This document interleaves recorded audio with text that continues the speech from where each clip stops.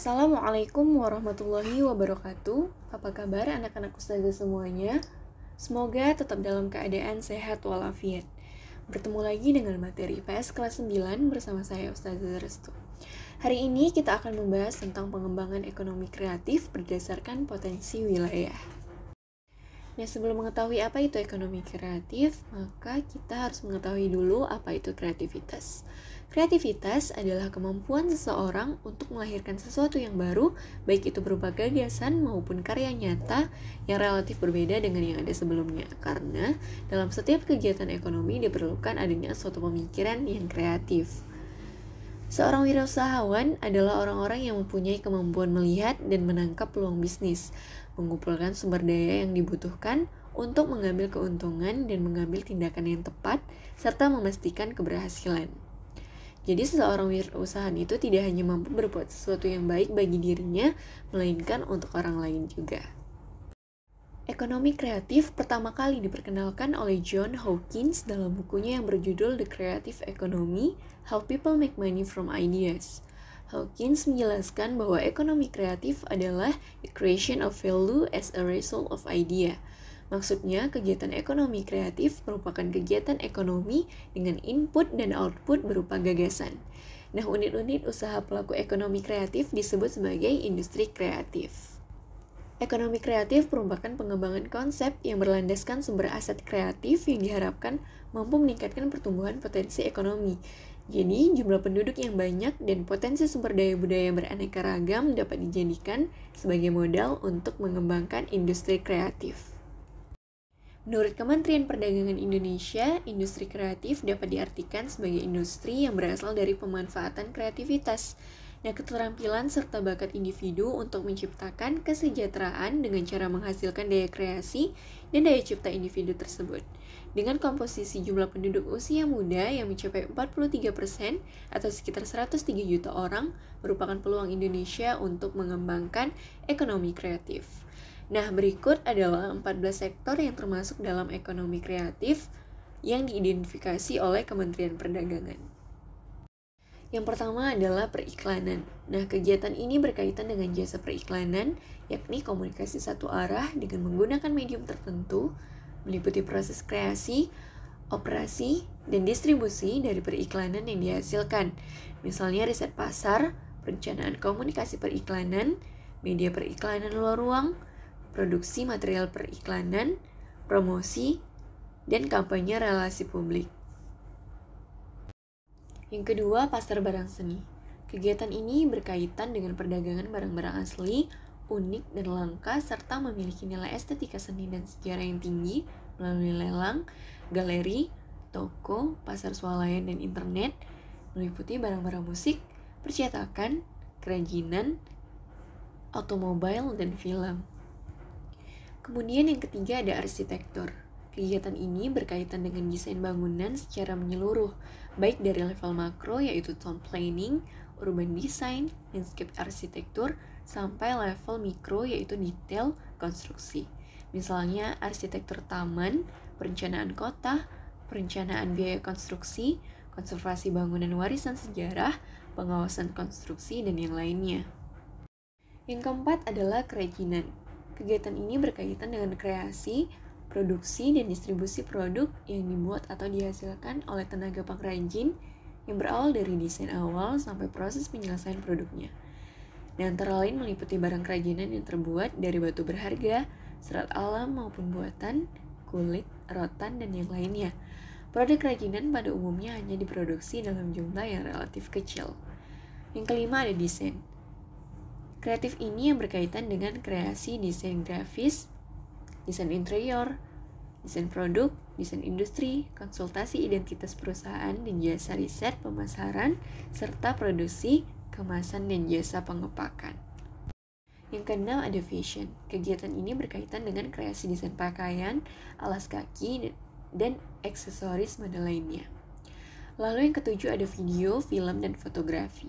Kegiatan ini berkaitan dengan kreasi produksi video, film, dan jasa fotografi, serta distribusi rekaman video dan film. Termasuk di dalamnya itu penulisan skrip, dubbing film, sinematografi, sinetron, dan eksibisi atau festival film. Yang kedelapan ada riset dan pengembangan. Kegiatan ini berkaitan dengan usaha inovatif yang menawarkan penemuan ilmu dan teknologi serta mengalami manfaat terapan dari ilmu dan teknologi tersebut guna memperbaikan produk dan kreasi produk baru, proses baru, material baru, alat baru, metode baru, dan teknologi baru yang dapat memenuhi kebutuhan pasar. Selanjutnya adalah permainan interaktif atau game. Kegiatan ini berkaitan dengan kreasi, produksi, dan distribusi permainan komputer dan video yang bersifat hiburan, ketangkasan, dan edukasi. Subsektor permainan interaktif bukan didominasi sebagai hiburan semata-mata, tetapi juga sebagai alat bantu pembelajaran atau edukasi. Lalu ada musik. Kegiatan ini berkaitan dengan kreasi atau komposisi pertunjukan, reproduksi, dan distribusi dari rekaman suara. Kemudian seni pertunjukan atau showbiz.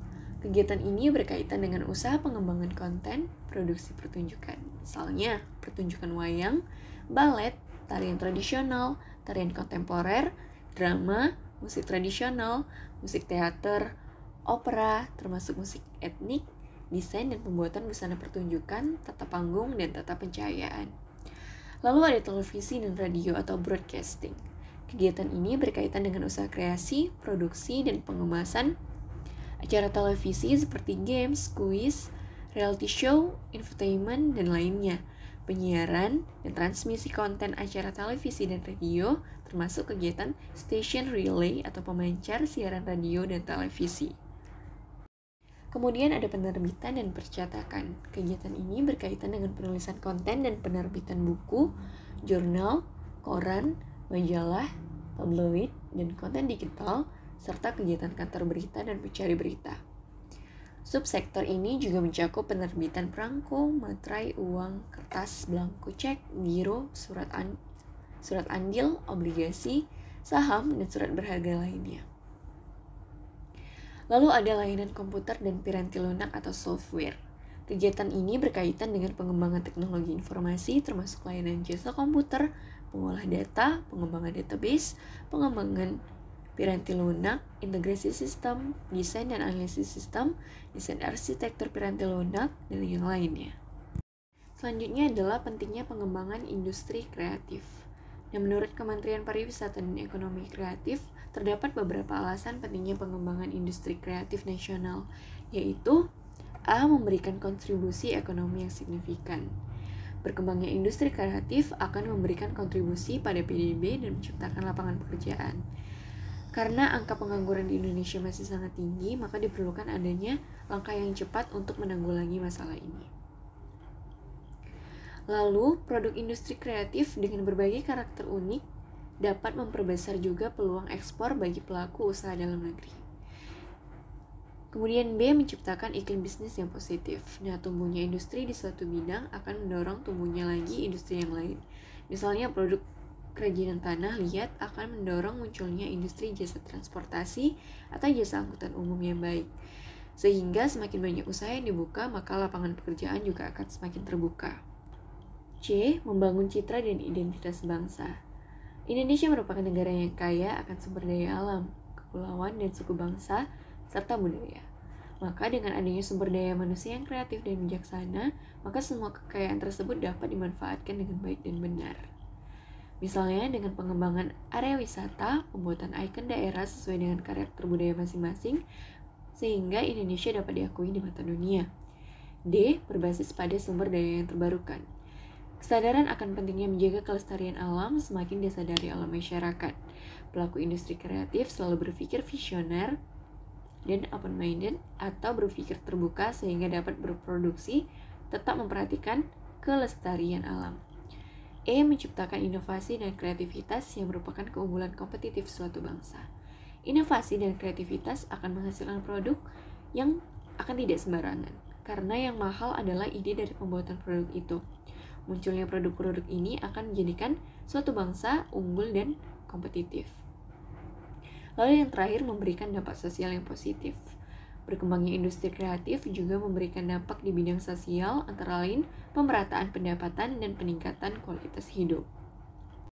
Berikut adalah tugas. Carilah artikel mengenai kesuksesan salah satu pengusaha di Indonesia dan berikan kesimpulan mengenai makna apa yang dapat dipetik dari cerita kesuksesan tersebut. Demikianlah materi hari ini yang dapat Ustazah sampaikan. Sampai bertemu di materi selanjutnya. Wassalamualaikum warahmatullahi wabarakatuh.